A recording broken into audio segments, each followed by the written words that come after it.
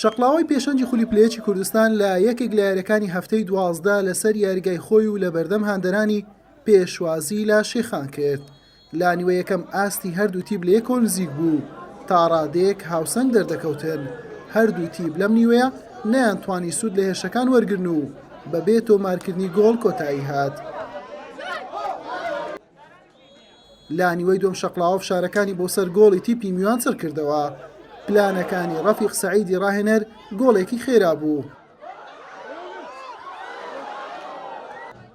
شێخانیش لە هێر شاڵگەڕاوەکان مەترسیدار دەردەکەوت. هەوڵەکانی کوڕانی شەقڵاوە بەردەوام بوو بۆ تۆمارکردنی گۆڵ، بەڵام لە گەیشتن بە ئامانجەکەیان دواکەوتن. لا خولەکی نۆپسێ ئومێد حوسێن بە ئەسیستی ڕەشاد فاضڵ گۆڵی یەکەم و پێشکەوتن و سەرکەوتنی لە یاریەکە بۆ تیپەکەیان تۆمار کرد. لەیانەی شێخان کەسیان ئامادە نەبوون قسە بۆ میدیاکان بکەن بەهۆی ناڕەزایی لە بڕیارەکانی ناوبژوان.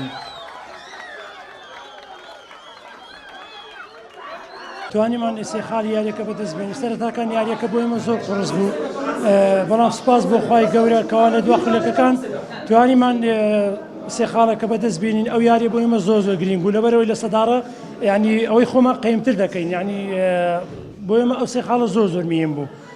بە زمانی بەڕۆژیش ئینشاءالله پەنا بە خوای گەورە، وەڵی لە خوای گەورە هەستێک زۆر خۆش بوو بەڕاستی، ینی هەستێکە کە یعنی ئەو دەربڕینی زۆر کەمە بەڕاستی.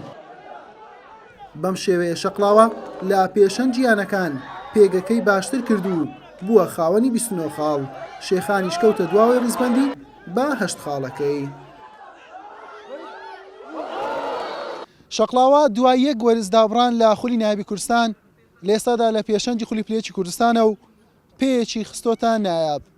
شەقڵاوە لە 4 یاری داهاتووی تەنها پێویستی بە پارێزگاریکردن لە پێگەکەیەتی تاوەکو وەرزی داهاتوو لە ڕیزی گەورەکانی کوردستان بێت. حوسێن محەممەد کەناڵی پێام شەقڵاوە.